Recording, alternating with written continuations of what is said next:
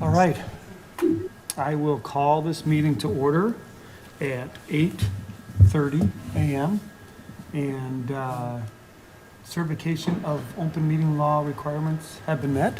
Indeed they have. All right. First of all, number 3, we're going to go to the election of the new officers, chair and vice chair. So I will start out, and I would like to nominate Kevin as the chair. I'll second that. All right, Lori's got a second. Kevin, are you willing to do that as a chair? Yes, sir. All right. Do I have any other nominations for chair? All right, no more nominations for chair, I believe. I think you have to say it 3 times. Is Oh, that do we? correct? Do we still have to say? Not you anymore. don't have No, to. you don't. Not Oh, anymore. well, thank. Yeah, that'd be perfect. We won't do that again then. All right, awesome. So I'll make a motion to approve. All right, all in favor for Kevin being the chair, say aye. Aye. Aye. Aye. Aye. All right, looks like we have Kevin as the new chair.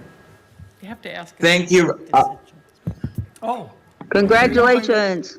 Anybody- Thank you, and I want to thank Andy for your time on chair too. Thank you for your serving your time as last term. I want to appreciate it. Yep, absolutely.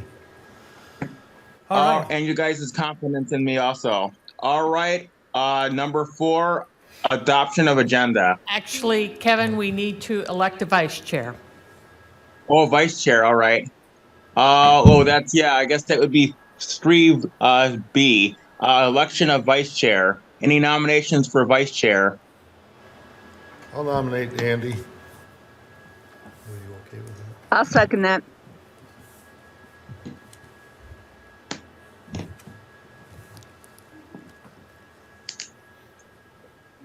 Any other nominations? Any other nominations? Any other nominations? Hearing none, I'd like to cast a unanimous ballot for Andy Todd as vice chair. Second, if we need. Do we need a that. first or second?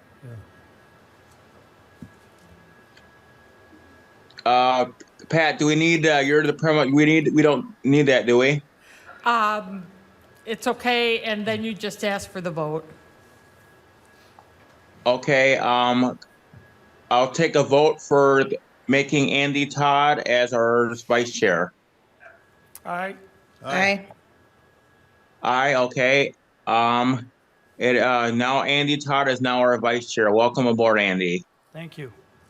Oh. All right, now, excuse me, I'm going between screens here. Now we can go to number 4, adoption of the agenda. Making a motion. I move to adopt the 9 agenda. point agenda. Okay, a move to adopt by Ms. Waldera and seconded by who? Doc Sasha. Who second? Doc Sasha. All in favor, say aye. All right, Aye. Aye. All right, that is so moved. Motion passed. Okay. Number 5, adoption of February 20th, 24 minutes. I move to adopt. I second it. Okay, move to adopt by Ms. Waldera and seconded by Andy Todd. All those in favor say aye. All right, Aye. Aye. Aye. Motion carried. All right. It looks like, okay, number 6 looks like reports. And the first report will be the digital media updates. All right, so we're still having a few network issues.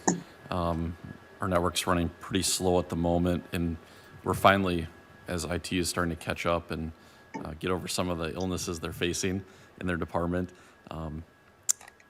We're suspecting it's a firewall issue, so we're gonna try switching over to a new firewall. We're hoping to do it later this week, and we're hoping that solves all the issues we're having with our computers and the live streaming. So that's a somewhat of a positive. The county board transition is now completed. Obviously, we're in here, so yeah. And we have a few small issues, bugs to fix, but overall, we're able to use it and use it the way it's intended. And thank you for all your patience through all this adversity and transitions.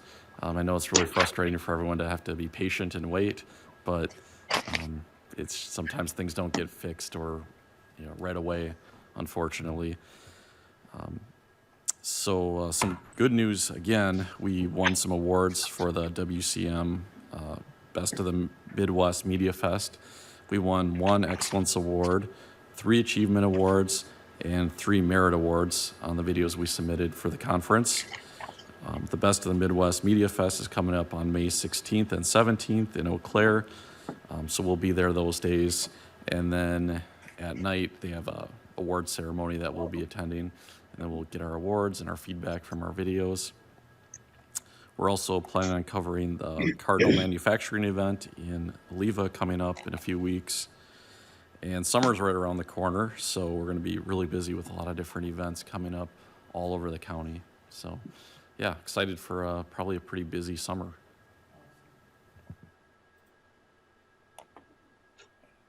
Excellent. Okay, we will move on to the museum update. Anything with the museum update? No, I don't believe so. She's not here today. All right, then we'll move on to 6C, educator reports. Andrea, why don't you start? Okay. So if you guys want to take a look in your packet, I have these colorful sheets. They say the 4-H Thriving Model. So this is actually a statewide survey that has been sent out to older youth for the past couple of years. I think we started this in 2021.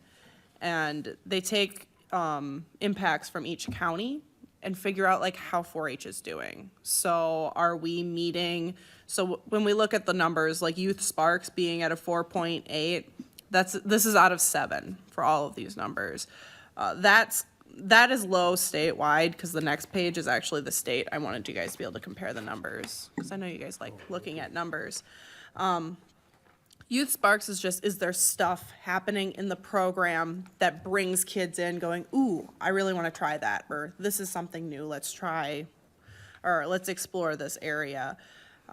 But what I really like about this is the youth and adult partnerships, so that's youth working with adults, not adults working for kids, or, like they're working together cooperatively. That is a really good number.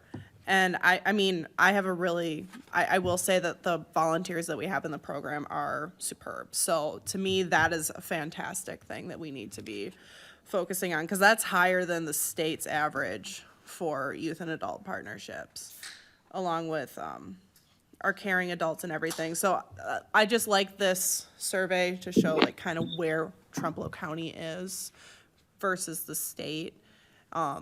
I'm hoping that we can keep encouraging more kids to take it over the years, but this feels good, because I think that that's a good starting place to be building off of.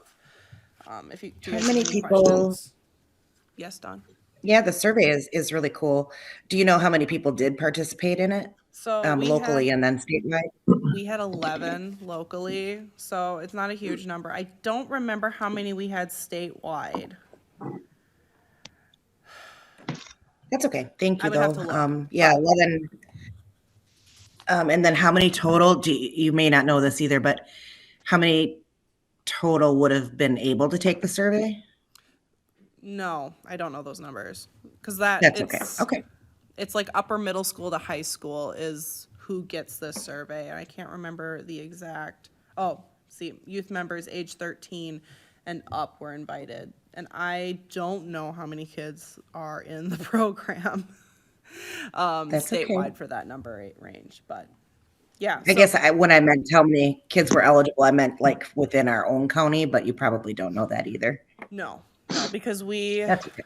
when I'm thinking of the numbers that we have, they kind of spike at middle school and then start coming back down. So I'm hoping that with this, we can start building more opportunities for our older youth so that we can keep them in. We have about 200 youth enrolled total. So beyond that, I don't know the breakdown for each age range. I'd have to look at that. No, you don't need to. I just was trying to get a feel for like, the numbers in general. But I mean, the survey looks really good. So it's a fair number or a small number of people who participated, but it definitely shows some positive things and some areas to work on as you highlighted. So that's cool. Yeah. Yeah. So, like, as we think about this, I have a couple big projects that I've been working on. One that I kind of gave myself, but I'm really super excited about it. Last year we had one club, Glasgow Hardy's Creek Busy Bees, which is down in the Galesville area, turn 100. And then this year, the Hale and Hardy Club over in Pleasantville is turning 100. And so they've been asking me if I can find like historical stuff about 4-H in the county. And then I dug really deep in a news, I might have asked Nancy Burgum for help, and she gave me a website where I can look up old newspaper articles. So I started like trying to piece together kind of Trempealeau County's 4-H history. And I then decided that instead of doing this every year when a club turns 100, I would just create a video with the TV studio on the 4-H history in Trempealeau County and kind of how it's been growing and impacted. Because what I've found so far is that at the peak in about the 40s or the 60s, I'd have to remember, I've looked at a lot of numbers. We had about 500 youth and 36 clubs.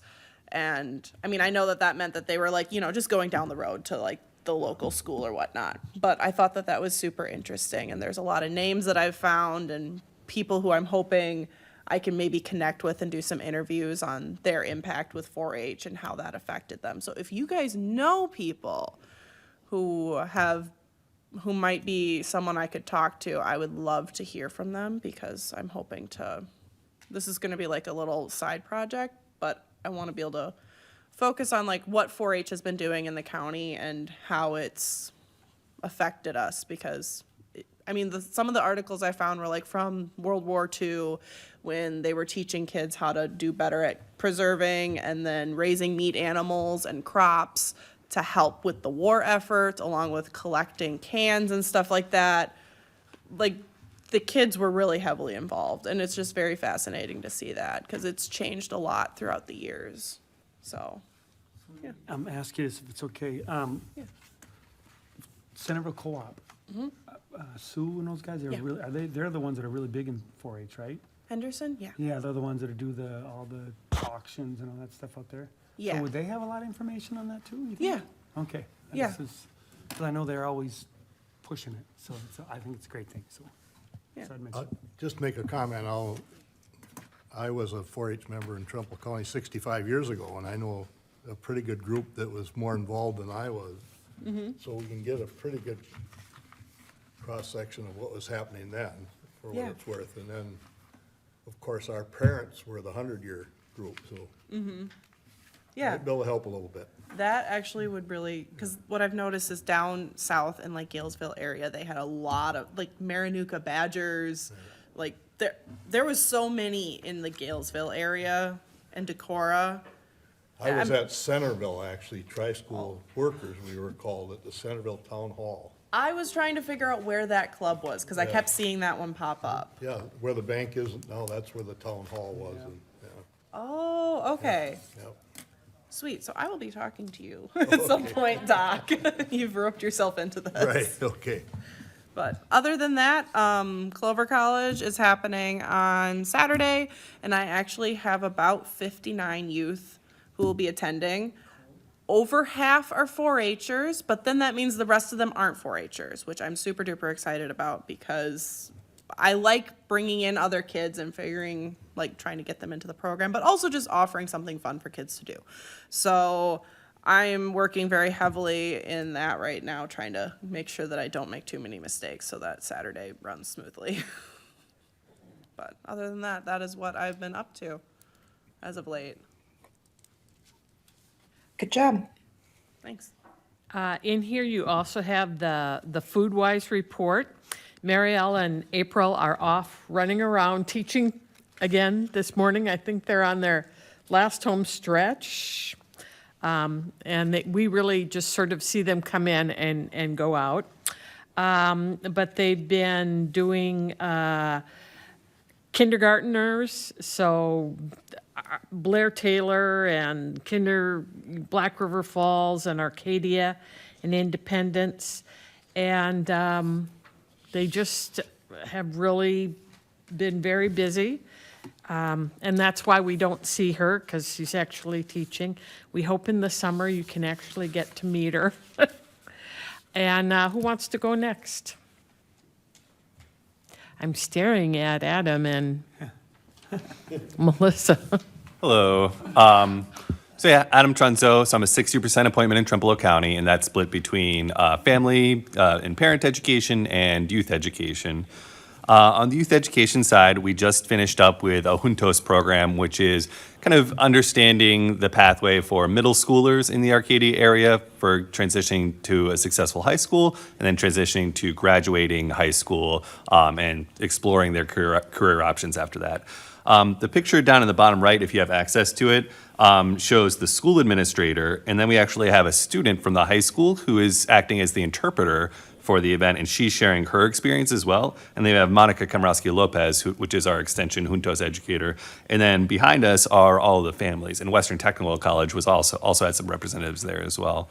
The parents there found it so meaningful and so engaging. They were there every single evening, and there's actually one family that works second shift, and we wrote them a note to give to their employer, Ashley Furniture, to say, this is so important, like, we want to be able to attend this. And so they took it in turns. They both work second shift. They took it in turns to leave their work for 2 hours to come and then to go back to work. So it just shows, like, the dedication and, like, how meaningful the work is that we're doing, that people see and are doing what they can to make it to the sessions. With that, we'll be working with Andrea and Jacob and a whole bunch of other people to continue that experience and building community in the Arcadia area with these monthly programs. So through the next 4 months, we have things scheduled, including like a visit to technical colleges, as well as just kind of general community building events. So we're excited to get that group together with the all other Juntos groups that we've done over the past several years. So it's really kind of building a lot of kind of capacity in that area.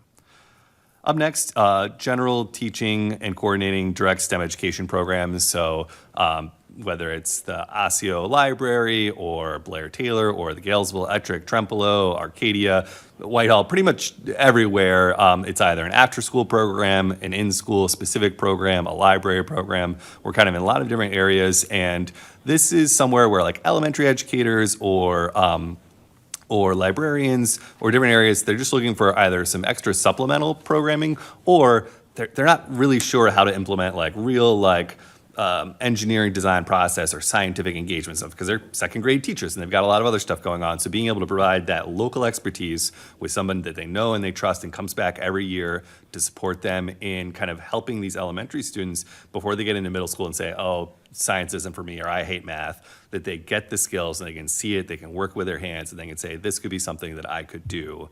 And that will stay with them for the rest of their lives as they go into high school and say, yeah, I can do that because like that was fun. And like it builds up within their mentality. So that's kind of one of the main reasons why we do some of that program, is kind of a pathways option.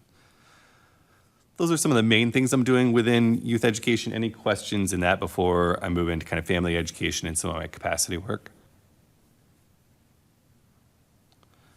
Family education, working with the Trempealeau County Jail for reentry skills, stress management, parenting, different things like that.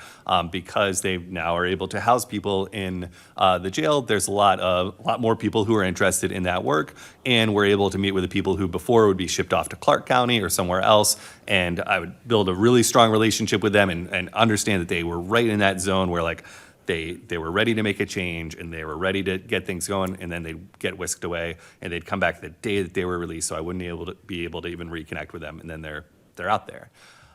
So this allows for a lot warmer handoff and some of the other work I'm doing within the criminal justice system to try to make sure that we're not just working with them within the justice system, but also when they get out to connect them with the community, to connect them with churches, to connect them with whoever out there will provide them the best chance to keep going in the direction that they choose.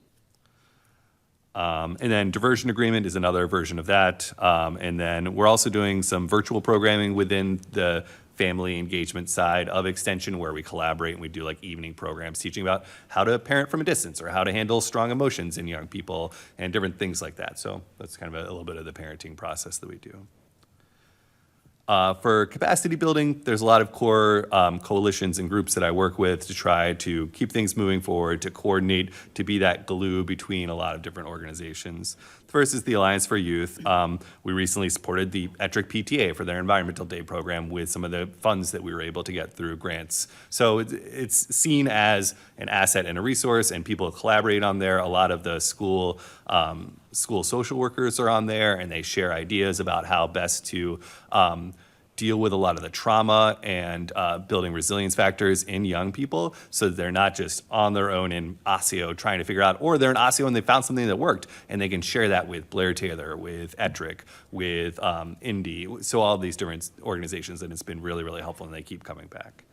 The Resilient Trauma-Informed Communities, there's a lot of collaboration. It's kind of an umbrella that brings a lot of different organizations together to kind of make sure that there's warm handoffs when people move through various systems, whether it's the mental health system or the criminal justice system or anything else. We're linking some of those providers together. So it's like, oh, I know such and such, she's at this thing. Or, hey, did you know that on Wednesdays there's this other thing over here? And so having those warm handoffs isn't like, gets rid of the bureaucracy and kind of like checkbox sort of work that we do, and make sure that people actually can transition from one thing to the next without dropping off and then showing up again under other social services or social safety nets, so they're able to like get where they need to before they fall far. Jail to Community Reentry Coalition, we just received a $3,900 grant from some local churches in the area, and there's other churches that are writing for some of those funds. And they're also, we have a lot of volunteers that are working hard to gather resources like work boots, interview clothes, warm jackets when they're needed to be able to give to people as they're transitioning out, because they're ready, they want to get out there, but maybe they need the work boots, or maybe they need something else to get back to where they're going. And so those little things that are in people's closets, that can have the greatest impact when people are at their greatest point of wanting to change and willingness to change and need to change. And that's kind of a very impactful position that we find ourselves in. And then finally, the Criminal Justice Coordinating Council, making sure that not making sure, but like helping to facilitate some of the conversations between justice system agencies has been really helpful for me, not having necessarily much skin in the game as far as like how somebody moves through the justice system allows me to be like, oh, well, are you talking, like, who's doing drug testing? And talking with people, it's like, oh, we need to meet with them, but they're not meeting with us, but like, I haven't heard back from them. And so like being able to be that neutral arbiter to convene those meetings, make sure that people talk about what needs to be talked about, helping to facilitate and come to an outcome has been, I think, really beneficial. Yeah. Any questions for Adam?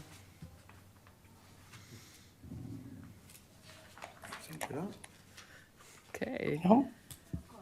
All right. Because I wanted to say that both Andrea and Adam, I know you're in the planning stages for summer programs, and my Facebook feed right now is filled with my friends interested in the events that you're promoting. Like last night, everything was, oh, Adam's doing this in the park, and Andrea's got this going. So wanted to give you guys credit for helping out our community. So the last time I think we had a meeting was like one of the most, I think was the most stressful day of my year thus far. So it's like a total change now. It's spring.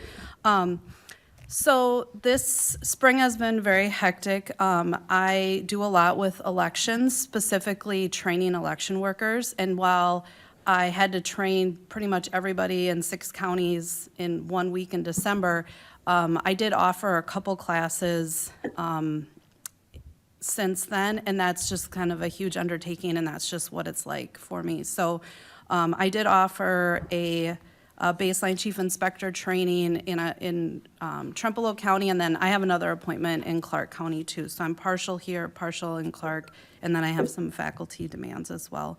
I put together a Trempealeau County candidate series along with a TV studio where we interviewed those who are running for county board, those who wished to participate. So thank you for those who were interested. That series seems to be very well received. I get a lot of comments and all good compliments on that series. So people seem to like it. And Danny, for being brand new on the job, very quickly put it together, and I thought it was a great production. So probably do more as the year goes on. Also, I have been interviewed by several media outlets lately on just the kind of the stress and demands that municipal clerks are feeling right now. So town clerks especially, just because it's such a part-time job to be a municipal clerk, and this is also a really busy time for municipal clerks with the election, but also there's a financial report that's due right now that's I'm a town clerk, and that's the part I like the least about that job. So I've been working with our state specialist, who's the local government educator. He's an attorney, and he wanted to put together a really hands-on, in-depth training on that form. And so I've been working with him, and he offered that training up in this neck of the woods, I think it was 2 weeks ago.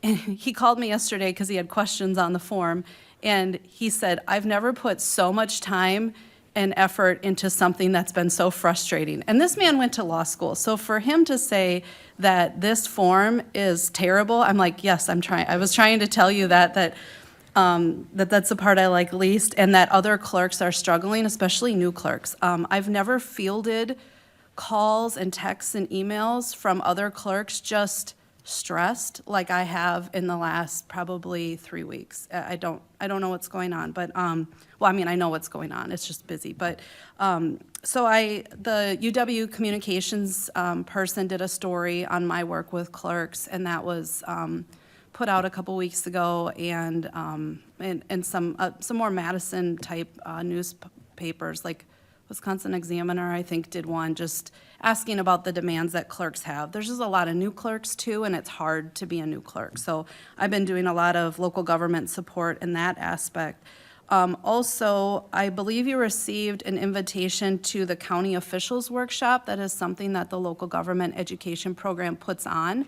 I invited you all, I know a lot of you were new 2 years ago, and I invited you, but I believe Paul had passed on that invitation this time. If you want a pamphlet, I have some available, but that's a great program. It'll be up at Florian Gardens. I'll be there. I believe it's May 8th is the closest one to us. And it's a great refresher for even those who have been on a county board for a while, but it's especially great for new folks who, just to learn the ropes about being on a county board. So I hope to see some of you there. In kind of my community development realm of work, I'm on the Child Care Resource and Referral Board for Western Dairyland, and we have a board meeting twice a year. So we had one in February, and just, talking about the need for childcare and the funding opportunities available or lack thereof sometimes. I also serve on the Wisconsin Downtown Action Council Board, and we are actually having a statewide conference. It's the summit, and that's in Wausau this year, so we've been planning for that to be held mid-May. And I'm also on the Regional Leaders Board for Create Wisconsin, which used to be Arts Wisconsin. And we actually have a meeting coming up. But besides elections, the bigger program that I've been working on lately is I had a lot of money for water testing, both in this county and another county. I have a innovation grant from my dean. He has grant funding available to try out new ideas, and I received that grant last year, and it has to be spent by the end of June, so this is kind of crunch time. And it's thanks to Tammy Munson, who's our office manager, that program has been just going full throttle the last month or so. And that program, it's a tailored program, but it's for testing water for farmers who provide employee housing. And I actually have that grant for several counties, all the way up to Marathon County. In fact, Marathon County tested like 36 wells. They have really been going full force on this grant. But also locally, Tammy's really been managing the Trempealeau and Buffalo and some Jackson County farms to participate. So, I mean, it's thanks to her that we've been able to spend that money locally and in partnership with Dairyland Labs, who we're fortunate to have in this area, because that has also helped move this program forward. Then on top of that, I have an ongoing water testing program here in Trempealeau County, where we have water tests available, subsidized for homeowners who are interested. And in Clark County, I had a big, one-day water testing program, which takes a significant amount of coordination to get almost 100 people to get their water bottles, test their water, and bring their water bottles back at a specific time so I can get them to the lab. And that, of course, was like right after Election Day, because why would it not be?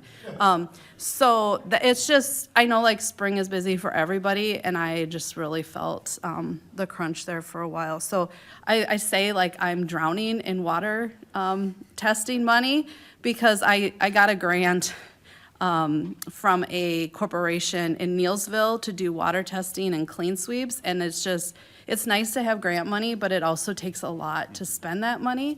And so it's just water, elections and water, two very different things. But, and then in Clark County too, I have a clean sweep, so that's a lot of coordination.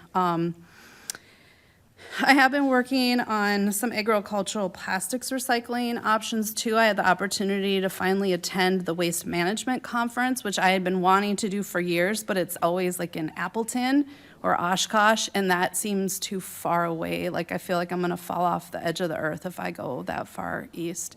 So they had it in the Dells this year, so it was a little more manageable. And it was really nice to meet with a different group of people than I normally see, and they had some great presentations, and I felt that my presentation there was really well received too, and got some ideas and contacts for having opportunities to recycle the plastics that we use in agriculture. And then I wrote a journal article about that work too, so that's also a huge undertaking. In kind of the other realm of natural resources / community development, I was asked to be on the USDA's Rural Partner Network group, but then specifically a subcommittee on outdoor recreation. And that was, that invitation came right at the end of November, because there was a series of grant opportunities available specifically for outdoor recreation. And so I helped with that. We got, looks like we're getting a technical assistance grant from the National Parks Association, and some USDA money too, for the region. So from here up to Eau Claire, over to Clark too. So, I kind of slid that in as I was able to. It was more of a commitment than I thought it was gonna be, but hopefully it pans out. And then I just, spring is also a busy time. We do faculty annual reviews for my colleagues who are also faculty, and so I'm on those committees. I get reviewed. I have to submit a huge portfolio for that, so that was kind of the early part of my year. So now looking forward, I have to develop additional rounds of election training between now and the November election.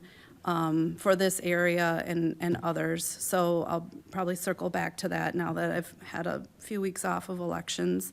I was asked to do some fact sheets for local officials, especially for new clerks. So, how to, what are like the liquor license reporting guidelines that clerks are supposed to do? And, some more information on that financial report, because it's obvious that that's a need. So I'll be working on that here coming up in May, maybe developing some more voting information and for local media, including here.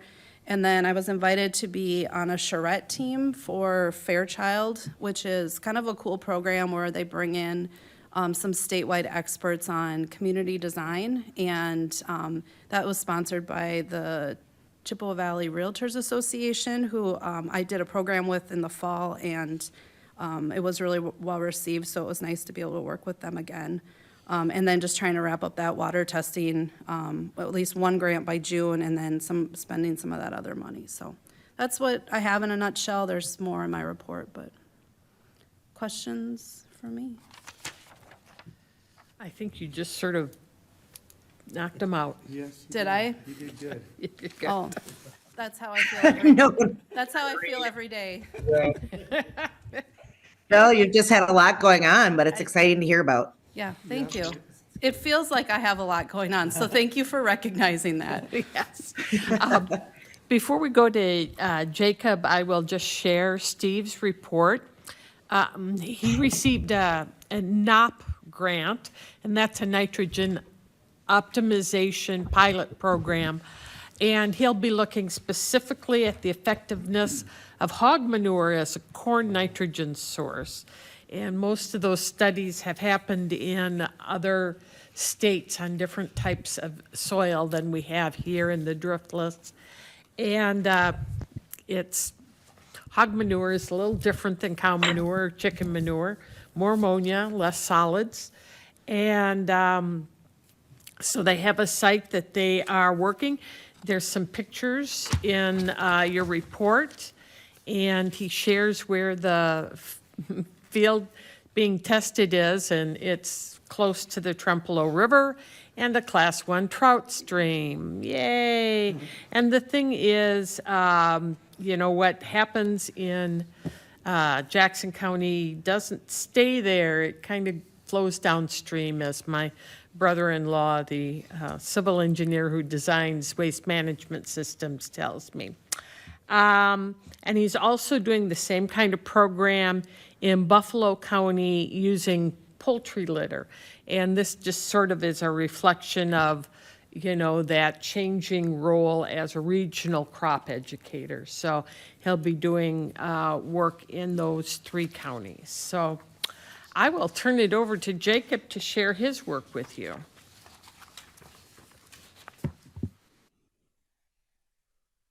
Can you hear me? It's a little low, but We'll try and move it a little bit closer now. that's better. Yep. Hello, everyone.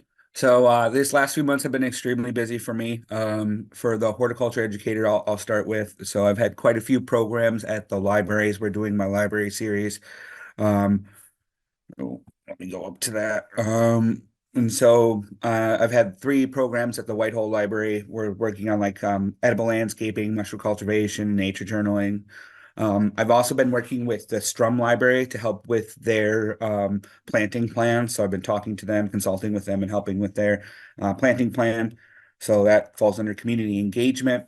For Trempealeau County, the big thing is I've been working on the community garden. So we've had a few meetings of the community garden, and we've been doing lots of work. I purchased some bulk tanks for the water to help with the improvement. And we're just working on getting the last of the landscaping, the permanent landscaping, to be laid out, and then we can get it tilled. So I'm hoping to have that done by next week. Beyond that, I've got quite a few programs coming up. We just completed the environmental days. So I participated in the Edric environmental days. So I had 6 presentations there on Friday. And then my upcoming events, I have 2 more environmental days coming up. I also have the Clover College on Saturday, as well as a NOMO May presentation in Independence tomorrow at 4:30. And so that's what I've been working on for horticulture. for the restorative justice aspect of my positions. So a lot of community building, as this is what we do. So, meeting Arctic, CJJC, Alliance for Youth, um, just being present in all of these meetings and, continuing to do outreach. Um, I've been, working with Arcadia Garden, or the Arcadia County Clerk, but we haven't, it's a really busy time for her this part of the year. So she hasn't been getting back to me as much as I would like. And so I've been doing a lot of trainings statewide. Just yesterday, I was in Wisconsin Rapids for the Thrive Academy for Community Youth Development. In addition, I'm doing more trainings for custodial care of youth, just in case, the CYD position. So just continuing to do trainings, meetings, and build capacity, working hard as I can on the restorative justice garden. But like I said, it's a busy time for the county clerk. Um, and some things have happened. I'm not allowed to do contracts, as you guys know. So we've had to involve some state level people, Rebecca Diebold, who work with contracts. And we're trying to get everything sorted out so we can have an MOU or a physical contract in place that states what we're doing. And but until that point, we're kind of stuck in limbo right now. So. Thanks, Jacob. Anybody have questions for Jacob? No? Can I Okay. ask No. so where's the community garden going to be? In Arcadia, right next to the Vilas Hansen Park. Okay. And the regular community garden is out by the high school? Yes, it's right next to the high school on Fairfield and Reet Avenue over there by the Wannick Center. And we're looking to get a second site in a Latino neighborhood that has all of this open space and they don't really value it. And so we went to the city council and got approval, but the approval was pending liability insurance. And so we're going through the legal aspects to get the liability insurance to make sure I can take that space on. Can you talk a little bit more about your programming at the libraries? How many are attending those? It's a variable. It's depending on what night, I would say it's between 5 and 10 people at the library. And that is very good for this county. So this county has multiple small cities, Independence, Arcadia, Whitehall, and that these communities have their own unique identity and tend not to travel to other places. So that's been a big issue in Trempealeau County. So that's why I have to go to all of these different Strum, Independence, Arcadia, Whitehall libraries and do the presentations there. Do them all at the different libraries just so I can reach the different communities because they don't really travel as much. Thank you.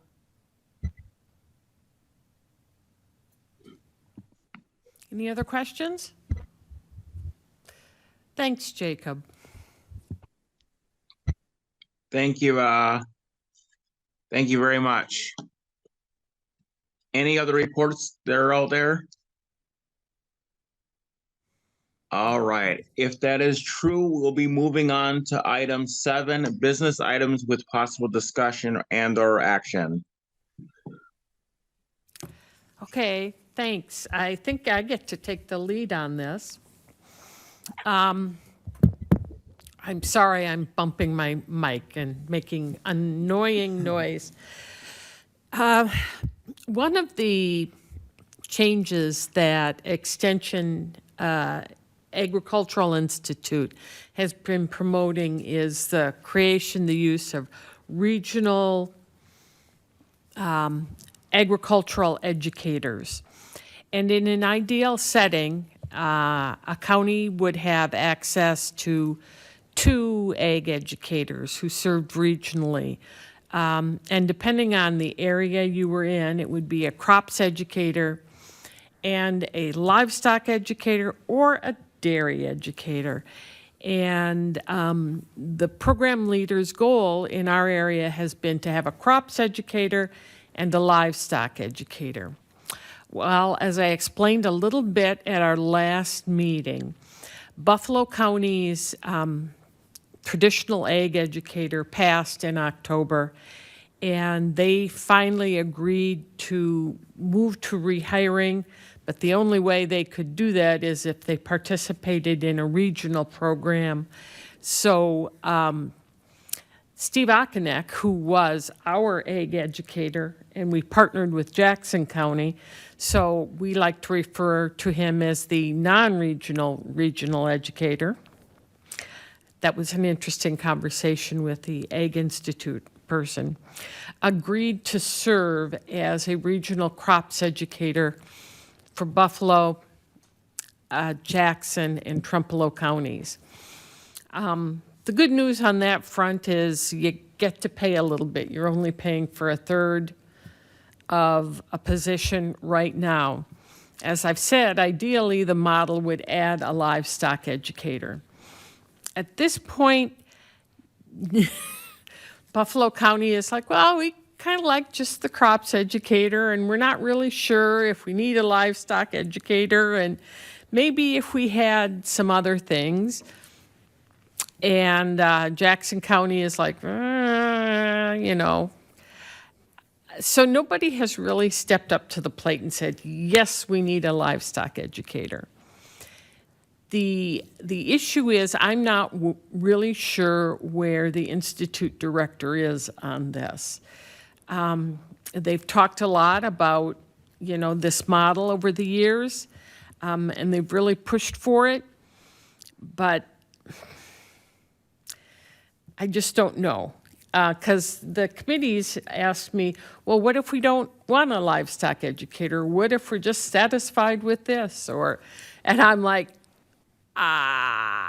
there's a lot of things that have changed in extension over the past 6 years, and this may be one of the other things that they changed. So basically, we just kind of need to have a discussion about, do we think, you know, moving forward with that livestock educator position is a good idea?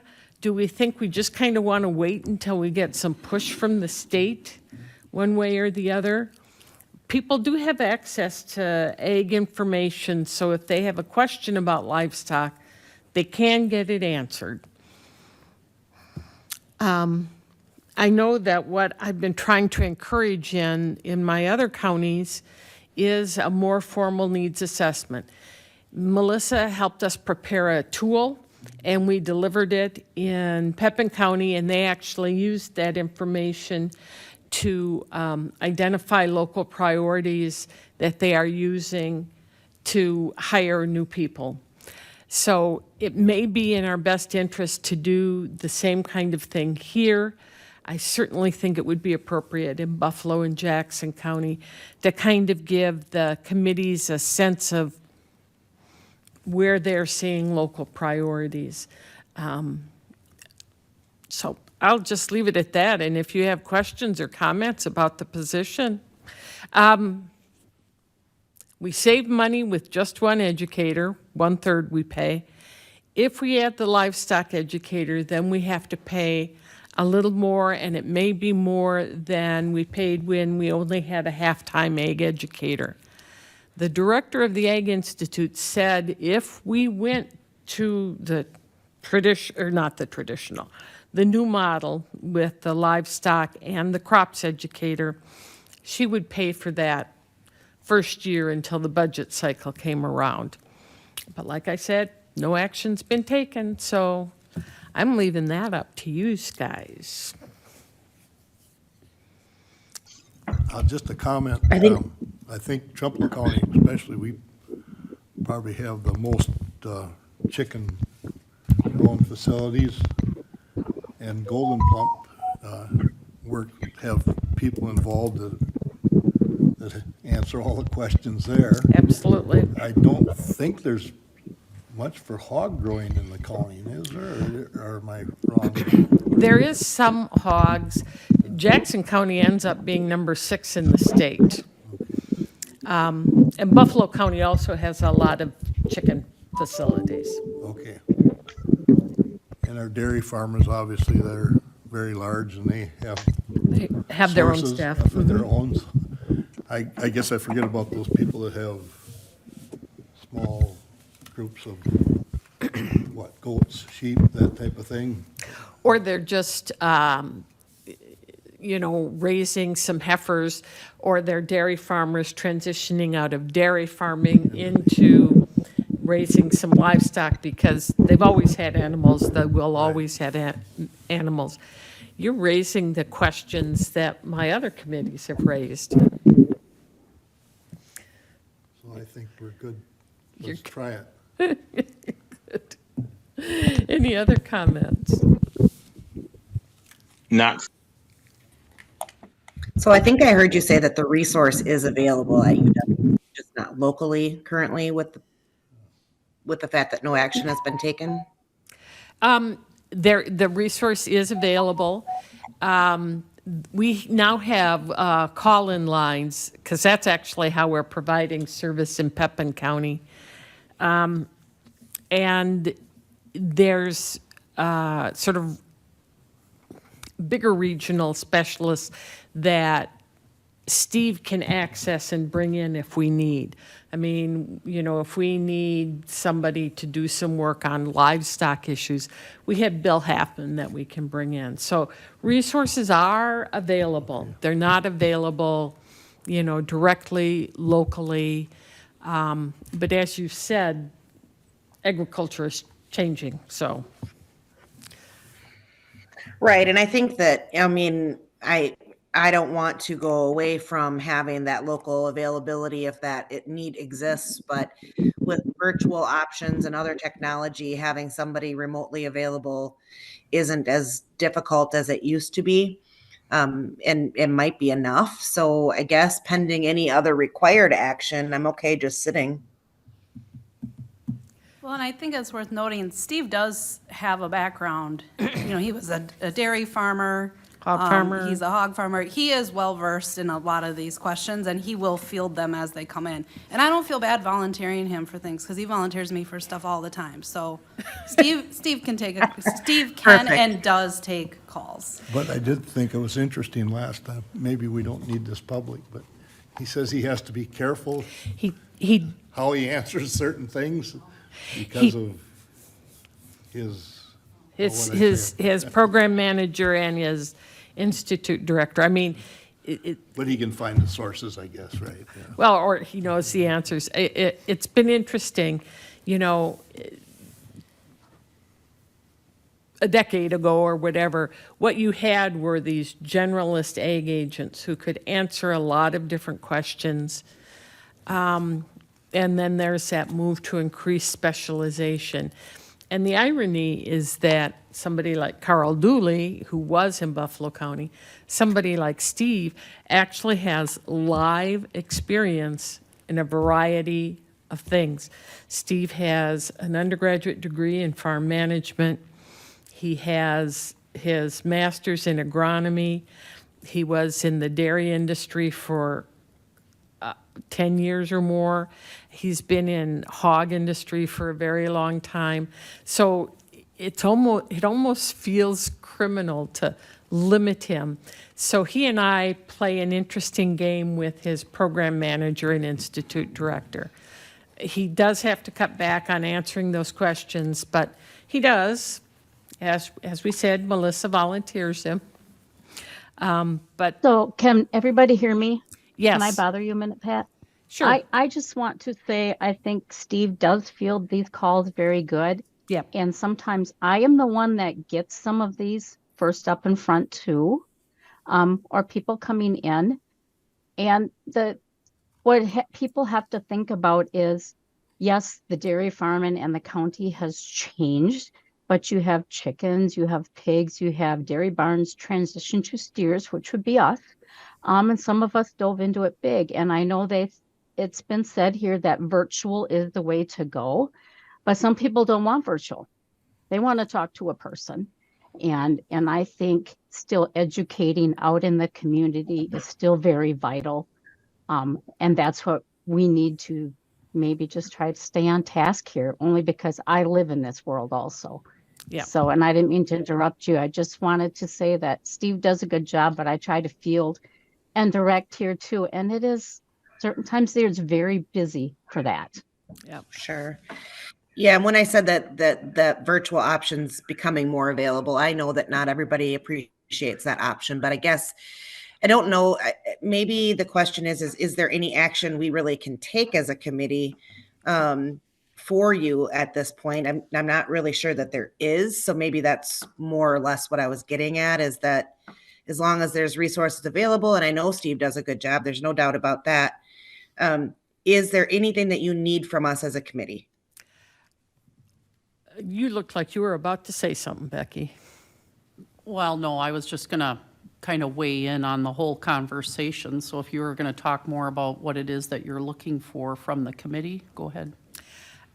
Actually, I don't think there is any specific action you can take vis-a-vis the livestock position.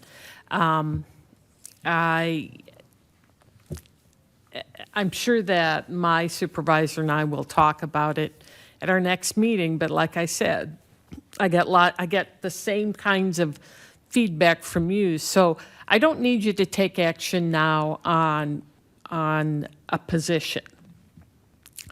What might be of value, what I'd like to be able to do just to get a broader view of what's going on, is to have a needs assessment survey done, a broad-based, looking at all our general coverage areas and see what people are saying.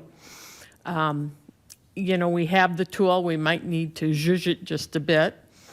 But, you know, it gives us kind of a sense of what people are seeing as priorities, whether we're talking about youth development or families or community development or agriculture. And I would say that we are, Trempealeau County is a county that has access to most of the services. What my other counties ask for, you have sitting right there next to, well, those two sitting over there, Adam and Melissa, with the community development and organizational development and capacity building. So, boy, that was a lot of talking. I think the suggestion we move forward with the needs assessment is appropriate.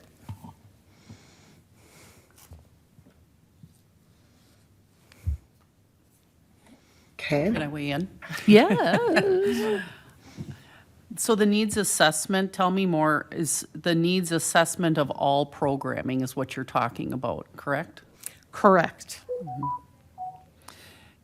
Yeah, I like that idea. I like that idea. I guess on just the topic of the livestock, so I would have name concerns first about adding staff. I think that that's a serious thing to consider and not something that we do lightly. And so then I would follow up with saying, in just a number of conversations I've had with my farmer friends, is that, and that it's unlikely that they contact an ag agent or someone through UW. But those are individuals that I've worked with in farming.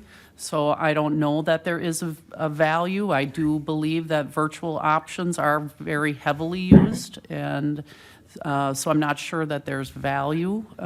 But also, I think it's important. I've had conversations with leadership in Buffalo and Jackson counties on these topics, and I think it would be important for continued follow-up if there were any conversation about teaming up. I'm not seeing them interested in that either. So I don't know that there's really a value of taking that further, because at least in my initial conversations with them, there wasn't interest. And I'd agree with you. That's what I've heard them say as well. I guess my worry, which it's my worry because I'm sort of a shield, is what the institute director will want to push or see. But it's like, I really believe that our job is to work closely with our county partners and provide the resources within our capacity to them. So I haven't pushed the livestock thing at all. I keep hoping she just sort of thinks we went far enough, so. Can you explain that a little bit for me? I'm sorry if so I'm not understanding. So they make a directive and we have to do it? No, no. Yeah. Well, no, you do not have to do it. I will receive a lot of pressure to try and convince you that this is the best decision. But you're talking to somebody who has over 30 years working with counties.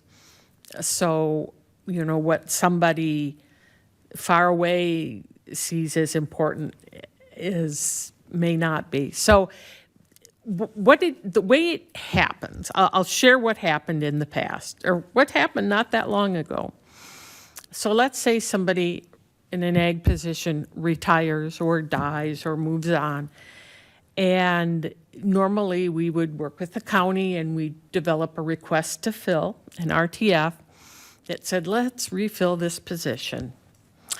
And what's happened in the past with these ag positions is that, I mean, I have to take specific actions, and then the institute director, the person in charge of the whole shebang at the state level, has to take actions.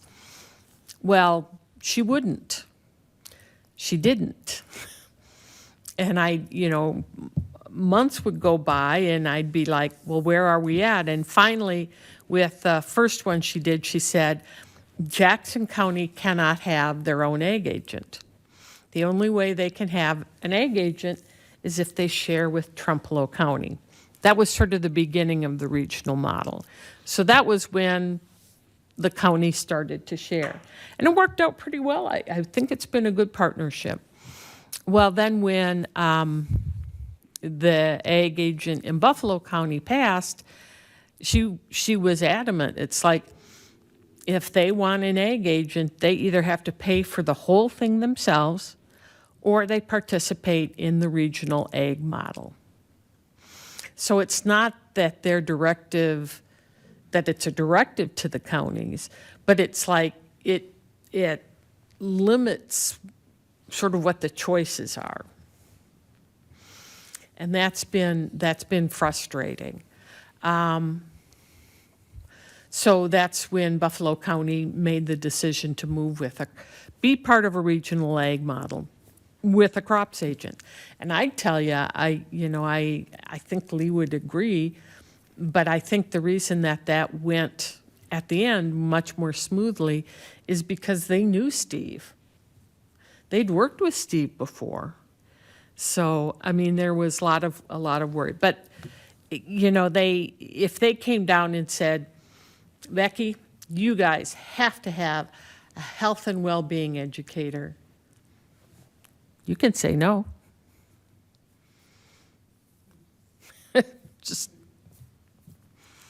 And like you've all said, it seems to be working with just the crops, so I'm cool with Well, I that. think maybe Rebecca, you've got a little follow-up work to do there, huh? Well, but that's where we are. I just need you to say, oh, yeah, that needs assessment sounds good. It would be all extension, not just ag. And it may take more than a month. And because I have very busy beavers, I have very busy educators here. But I think that would be all I'd need from you on this. Non-action, a non-decision is a decision.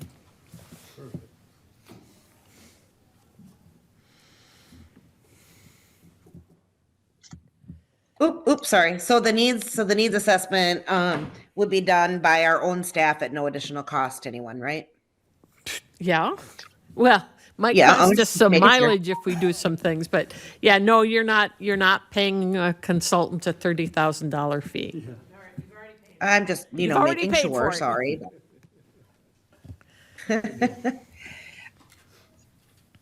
So you need a motion to do a needs assessment. I have no problem making that I don't motion. think I need a motion. I think you just need to say, wow, we'd like you to move forward on that. Yeah, just a question. Is there consensus to say that they should move forward on the needs assessment? Yes.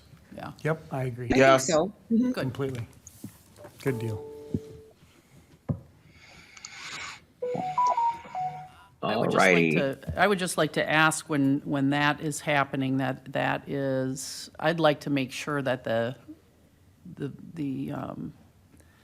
surveys, that's capturing a pretty broad group of people across many, and that the N is quite large, that we're working really hard to make sure that we're getting a good number of people participating in that. Got it. That sounds awesome.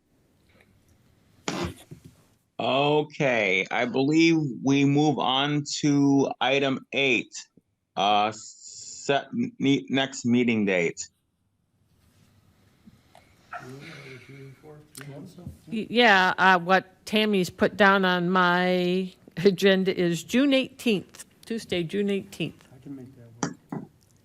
That works for me. Anybody? Does that work for everybody else? Tuesday, June 18th? Yes. Hold on, let me write that down. Tuesday, June 18th. What time? Same time, 8:30? 8:30. All right, 8:30 a.m. You bet. All right. And let me just ask, Lori, Dawn, is it convenient? Is it easier when we have this as a virtual option as well? Oh, absolutely. Oop, hang on. I agree. Sorry. Absolutely. Lori? Yeah, for sure. Okay. For sure. I try to be there in person, but it's good to have the virtual option Yeah. because I work a full-time job on top of that, so it's good. Okay. All right. The date and time work for me. I just do appreciate the virtual option. Thank you. All right. Any other questions before we adjourn the meeting? Kevin, I have something. Lori, I hate to Go ahead. I hate to put you on the spot, Lori, but when you joined our board, you offered your expertise, and the Extension Office would like to take you up on something. Andrea and I have been kind of in awe of some of your experience about promoting events.